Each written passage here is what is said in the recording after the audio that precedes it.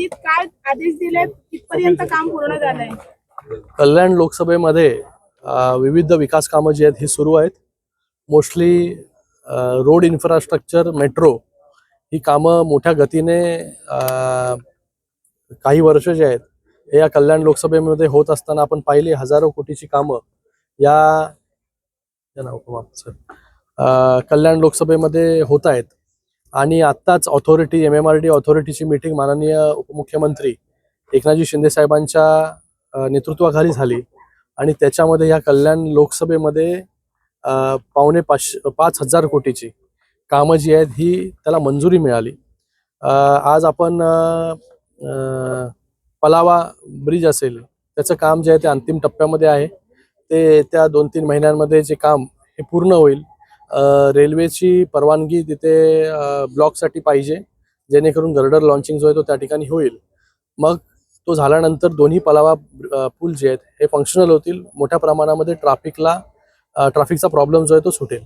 त्याचबरोबर कल्याण शील रोडवरची मेट्रो 12 याचं काम देखील मोठ्या गतीने सुरू आहे. आपण पाहताय आत्ताच्याच ऑथॉरिटी मीटिंगमध्ये MMRDAच्या त्याच्यावरती मापे ते रांजनोली असा access control double decker flyover त्याला मंजुरी देण्यात आली.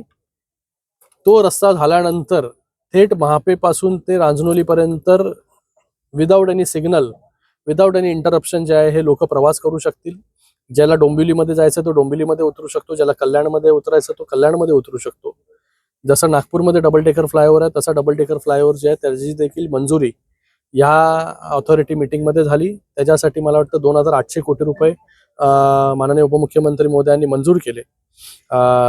त्यानंतर तिसरा पथरी पूल त्याचा देखील कामाची पाहणी झाली. तो देखील लवकर पुढच्या 2-3 महिन्यांमध्ये त्याचं काम संपेल. आता आपण सेगमेंट 3 कल्याण रिंग रोडच्या तिथे आहोत आणि याची देखील पाहणी झाली. याचं काम चालू आहे. लँड ॲक्विजिशनमध्ये काही प्रमाणामध्ये जे आहे लँड ॲक्विजिशन झालेलं आहे, काही प्रमाणामध्ये लँड ॲक्विजिशन झालेलं नाही आहे. येणाऱ्या 5-6 दिवसामध्ये MMRDA बरोबर मीटिंग होईल KDMCची. त्याच्यामध्ये लँड ॲक्विजिशनचे जे प्रॉब्लेम्स काय प्रॉब्लेम्स आहेत त्याच्यावरती चर्चा होईल आणि ते लँड ॲक्विजिशनचे प्रॉब्लेम्स देखील संपतील. तर तो सेगमेंट 3 जो दुर्गाडीपासून ते मोढागावपर्यंत आहे. आणि त्यानंतर कालच्याच ऑथॉरिटी मीटिंगमध्ये सेगमेंट 2ला देखील मंजुरी मिळालेली आहे. हा सेगमेंट 2 हा काटई नाक्यापर्यंत त्या ठिकाणी जातोय. तर सेगमेंट 2चं जेव्हा काम पूर्ण होईल काटईपासून ते टिटवाळ्यापर्यंत विना अडथळा जो आहे लोकांना प्रवास जो आहे हा करू शकतील. आज तासनतास लोकांना लागतात, काही मिनिटांमध्ये हा प्रवास पूर्ण होईल. त्याचबरोबर काटई ऐरोली हा जो फ्रीवे आहे जो आज मुंब्र्यापर्यंत झालेला आहे वाय जंक्शनपर्यंत, त्याला देखील 900 कोटी रुपये या ऑथॉरिटी मीटिंगमध्ये मंजूर झालेले आहेत. लँड ॲक्विजिशन सकट, लँड ॲक्विजिशनला जे पैसे लागणार आहेत ते. तर तो काटई ऐरोली हा जेव्हा मार्ग पूर्ण होईल तेव्हा ऐरोलीपासून ते काटईपर्यंत 15-20 मिनिटामध्ये जे आहे लोक पोचू शकतील. त्याचबरोबर जे मेट्रो 12 फ्लायओव्हर आपण करतोय, कल्याण फाट्याला जी ट्रॅफिक होते तिथे एक अंडरपास करा अशा देखील सूचना ज्या आहेत MMRDAला केलेल्या आहेत. तर भविष्यामध्ये तिथे अंडरपास देखील त्या कल्याण फाट्याला होईल, जेणेकरून ट्रॅफिकची समस्या जी आहे ती मोठ्या प्रमाणामध्ये त्या ठिकाणी पूर्णपणे मी बोलतो नाहीशी होऊन जाईल. तर अशा प्रकारचं डेव्हलपमेंट जे आहे त्या ठिकाणी सुरू आहे. त्याचबरोबर जी मेट्रो आहे मेट्रो 12 ही मेट्रो 12 त्याची अलाइनमेंट बदलून शिळफाट्यावरून तळोजाला घेऊन जाण्याची मंजुरी देखील या ठिकाणी त्या ऑथॉरिटी मीटिंगमध्ये मिळालेली आहे. तर आता जी मेट्रो तळोजा म्हणजे जी 27 गावे मार्गी तळोजाला जात होती ती तर जाणारच आहे, पण त्याचबरोबर तीच मेट्रो पुढे शिळफाटा आणि शिळफाट्यावरून तळोजा असा मार्गक्रम करणार आहे, जेणेकरून 27 गावातील लोकांना, दिव्यातील लोकांना, 14 गावातील लोकांना या मेट्रोचा फायदा जो आहे हा मोठ्या प्रमाणामध्ये होईल. तर एकंदरीत मोठ्या प्रमाणामध्ये कामं जी आहेत या कल्याण लोकसभेमध्ये सुरू आहेत.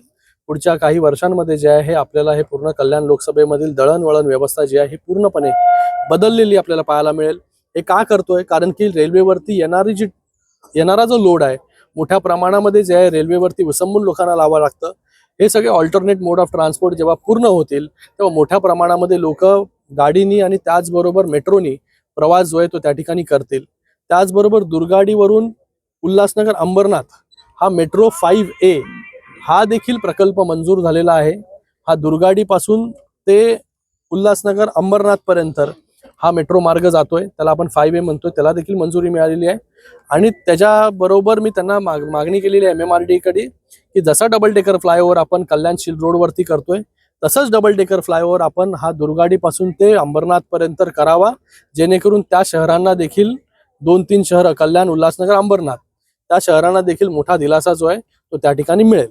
सर, कल्याणशी रोडवरती अनेक ठिकाणी पासिंग लोक रस्ता ओलांडतात, त्यामुळे वाहतूक पोलिसांनी सकाळी एक मागणी केलेली की काही ठिकाणी ओव्हरब्रिज म्हणजे पादचारी पेडिस्ट्रेशन ब्रिज 2-4 गावांमध्ये. आता जेव्हा हा पूर्णपणे ऍक्सेस कंट्रोल रोड होईल मापेपासून ते रांजनोली पर्यंत, तर शिळफाट्याची ट्रॅफिक तुमची प्रॉब्लेम्स, बाकी जे मध्ये मध्ये कट आहेत ते प्रॉब्लेम्स, आणि जिथे FOBची गरज किंवा अंडरपासची गरज लागेल तिथे अंडरपास बनवण्याचं काम देखील या ठिकाणी करू.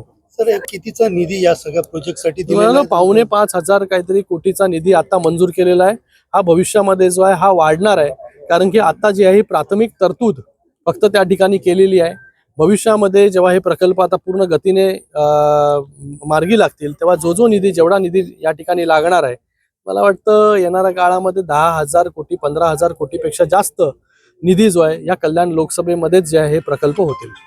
कोपर स्टेशन सुद्धा आपला येत नाहीये, लिफ्ट 2.5 वर्षापासून बंद आहे. रेल्वेचे पण जे आपण पाहता की रेल्वे स्टेशन गेल्या काही वर्षांमध्ये बदललेले आहेत. सरकते जिने असतील, टॉयलेट्स असतील, FOBs असतील, सगळ्याच गोष्टी ज्या आहे हे रेल्वेकडून मोठ्या प्रमाणामध्ये निधी जो आहे तो देण्यात आलेला आहे. पण काही ठिकाणी जर प्रॉब्लेम्स असतील तर त्या ठिकाणी जे आहे लक्ष देऊन ते देखील सुरू करण्यात येतील. प्रामुख्याने प्रॉब्लेम तुम्हाला लँड ॲक्विजिशन मधले काही प्रॉब्लेम्स आहेत बाबा, लँड ॲक्विजिशन लवकरात लवकर झालं पाहिजे, त्याच्यामध्ये काय काय प्रॉब्लेम्स आहेत याची माहिती जी आहे त्या ठिकाणी घेतलेली आहे. काटईला जेव्हा होतो तर तिथे काटई ऐरोली हा हा ॲक्सेस कंट्रोल रोड जो आहे तो लँड होणार आहे. त्याचबरोबर ग्रोथ सेंटर मधला रोड आहे. त्याचबरोबर सेगमेंट 2 जो रिंग रोड आहे तो देखील तिथेच लँड होणार आहे.